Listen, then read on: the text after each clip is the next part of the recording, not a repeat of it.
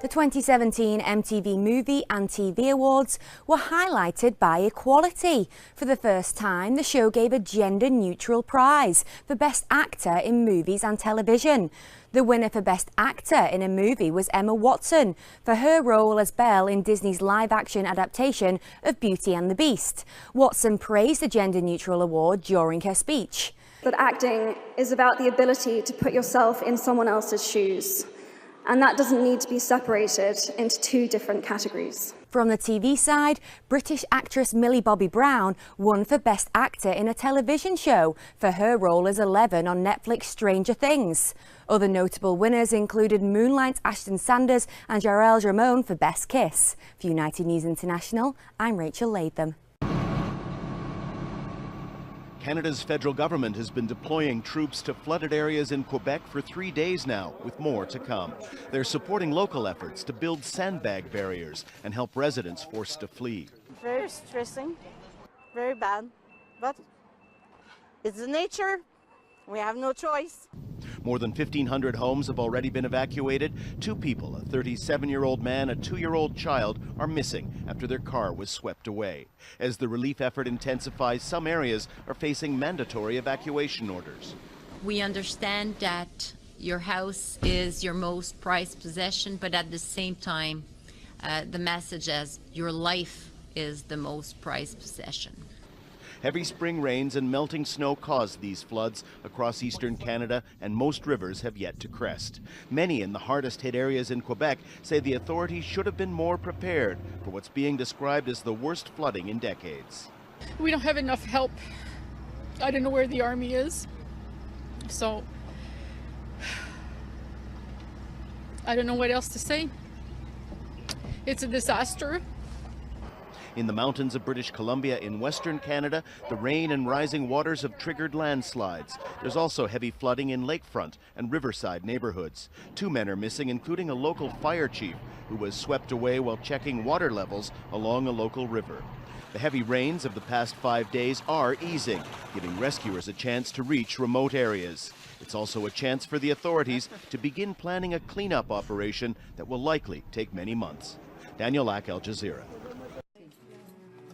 NBC News has reported that parents seeking to adopt children in Texas could soon be rejected by state-funded or private agencies with religious objections to them being Jewish, Muslim, gay, single, or interfaith couples, under a proposal in the Republican-controlled legislature.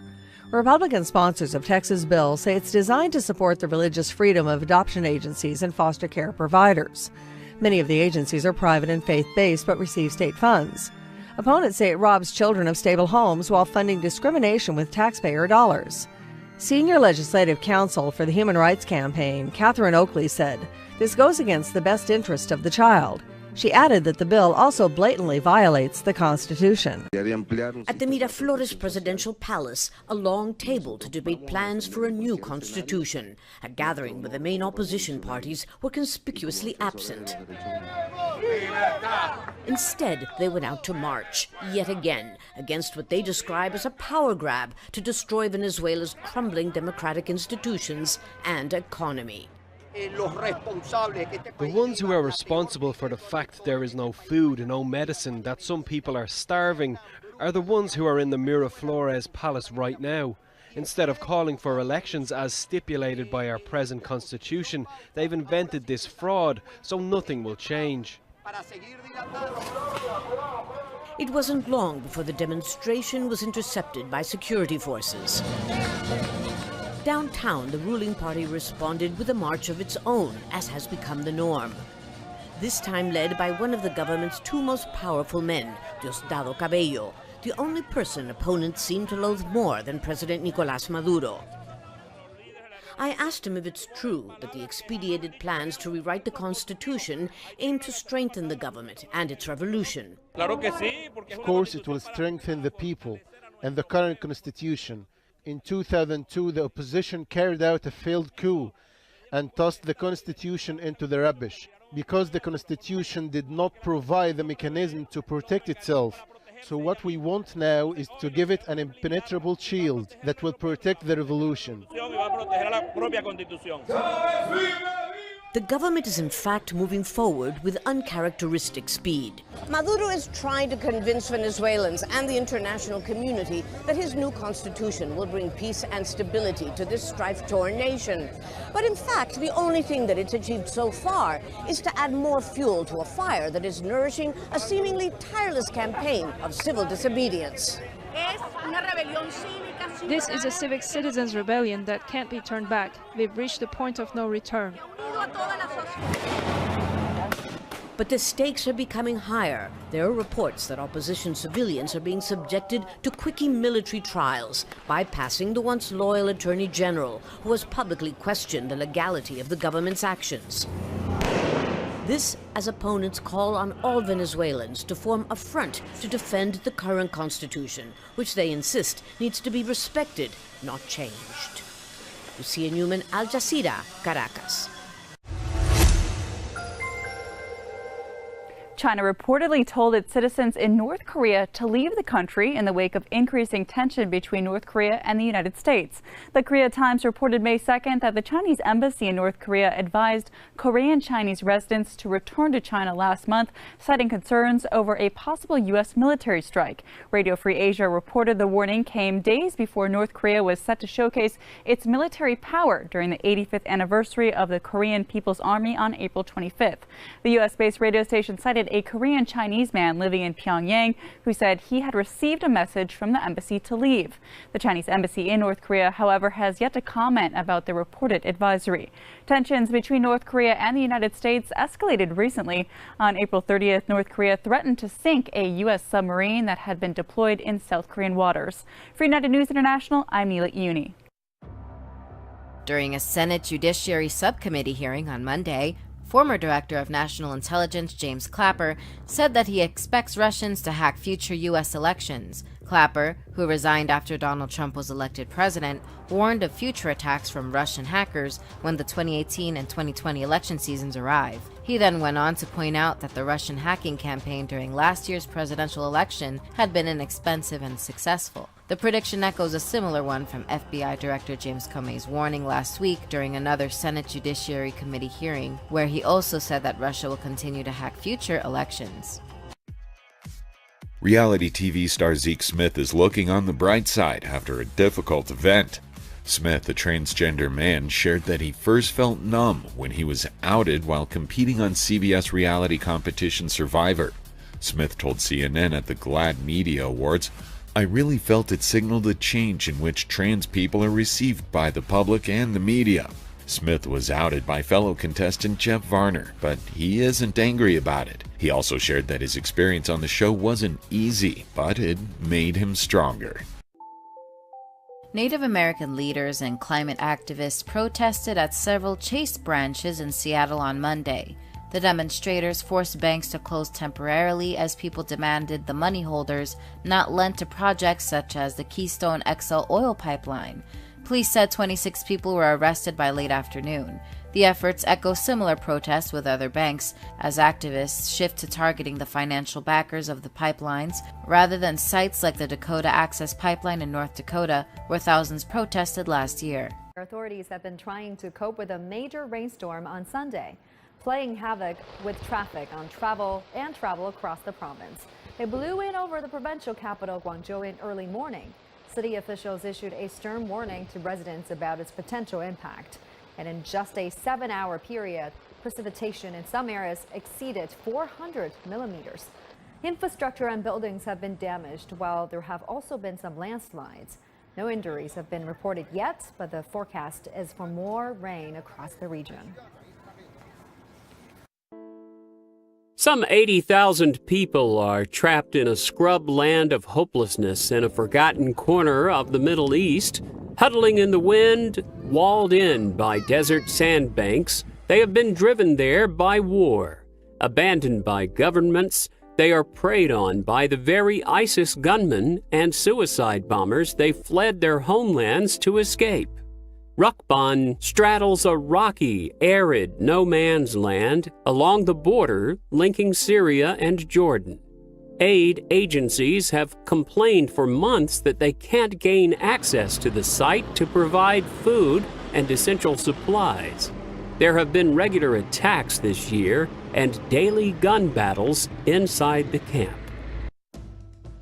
On Monday, the American Civil Liberties Union filed a lawsuit against the Sheriff's Department in Mississippi, claiming it had violated black residents' rights by subjecting them to violent search and seizures. The civil rights group has sued the Madison County Sheriff's Department on behalf of 10 local black men and women who were unconstitutionally searched, detained, or arrested, according to the ACLU. The Sheriff's Department's procedures were unconstitutional because it involved the use of checkpoints to target black individuals, as well as warrantless home invasions. On Sunday, the Nigerian government announced that 82 of the 276 female students kidnapped by Boko Haram have been released. However, human rights groups warn that thousands of men, women, and children remain captives of one of the world's deadliest terror groups. While the release of the girls Sunday has received worldwide media attention, Ryan Cummings, director of South African consultancy Signal Risk, believes international attention has missed the bigger picture with its narrow focus on the Chibok girls. Cummings said, "The focus should be on the fact that Boko Haram has kidnapped thousands of people, and we still do not have an accurate account of how many are still held captive."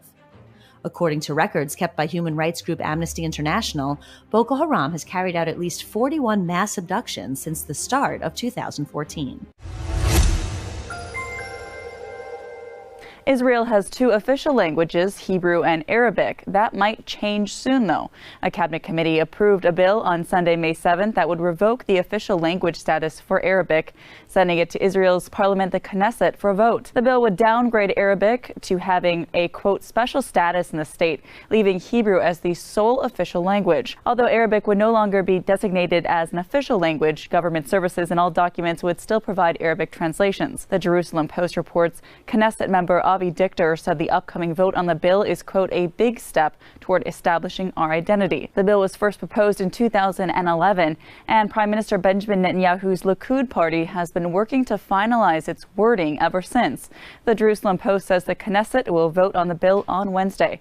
For United News International, I'm Milat Uni. BuzzFeed News reports that the State Department has announced plans to facilitate a roundtable discussion with representatives from human rights groups as well as non-government organizations on Tuesday in Washington. During the meeting, the groups will discuss implementation of a law that targets foreign individuals who commit human rights atrocities around the globe.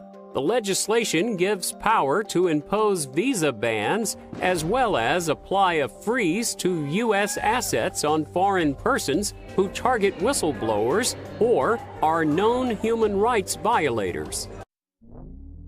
On Monday, many people in southern Georgia reportedly said they'll remain rather than leave despite a wildfire now burning less than 3 miles from their homes. According to a report, emergency officials in South Georgia's Charlton County ordered a mandatory evacuation Sunday for all of St. George and nearby communities on the edge of the Okefenokee Swamp. Lightning initially sparked the wildfire back on April 6th inside the National Wildlife Refuge. However, it posed little threat to people or homes until this weekend, when strong winds pushed the flames closer to residential areas. The mayor of Montreal has declared a state of emergency, with residents evacuated from their homes as rising floodwaters threaten dikes and breakwaters throughout Canada's Quebec province. In response to the flooding, around 1,200 military personnel have been deployed to support emergency services. On Sunday, a statement by the City of Montreal declared a 48-hour state of emergency and warned that forecasts suggested the situation would not be short-lived. According to the statement, at least 180 homes have already been evacuated, and the Red Cross was providing shelter to those residents forced out. CNN meteorologist Michael Guy predicted rain will continue falling over eastern Canada for the next 5 days. According to state health officials, anti-vaccine propaganda has helped fuel the biggest outbreak of measles in the state of Minnesota in decades. According to the Minnesota Department of Health this week, at least 44 people have been infected, nearly all of them children, with 11 currently hospitalized. Officials add that they are expecting that number to rise. David Johnson, program manager with the Hennepin County Health Department, tells NBC News, "What we have now is a community that was really influenced by these anti-vaccine groups, and they've performed a natural experiment to forego the measles vaccine based on this propaganda." Israeli Prime Minister Benjamin Netanyahu blasted the New York Times, calling the paper, quote, fake news. Netanyahu released a video on May 7th criticizing an earlier report from the New York Times saying Hamas was presenting a, quote, more moderate public face. Hamas released a document last week saying it is no longer calling for Israel's destruction and that it would now accept a Palestinian state along the 1967 lines. Netanyahu said Hamas isn't truly becoming more moderate. This is a complete distortion of the truth. Netanyahu said Hamas's official stance still says Israel doesn't have a right to exist. He also said Hamas is only willing to accept a smaller Palestinian state now so it can, quote, destroy Israel later. Netanyahu then tossed the Hamas document in the trash. So where does this hateful document belong?